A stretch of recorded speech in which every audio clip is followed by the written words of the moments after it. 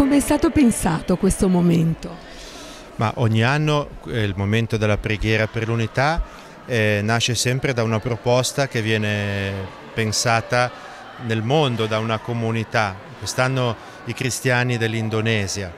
E sulla base appunto di questo schema di preghiera ci siamo incontrati non solo con la nostra commissione cattolica ma anche con i membri delle comunità evangeliche ortodosse presenti sul territorio e abbiamo appunto messo insieme così questa serata che è stata, direi, molto bella, molto sentita, dove la parola di Dio ha avuto proprio uno spazio notevole e anche un impatto forte.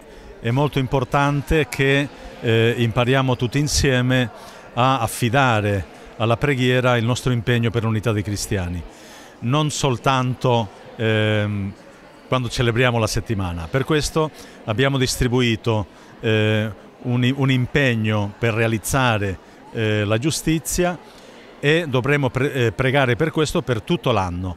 E inoltre abbiamo dei testi che ci accompagneranno durante i mesi a seguire perché l'impegno per la preghiera per l'unità dei cristiani non sia fior di un giorno ma sia un impegno costante della nostra vita ogni giorno.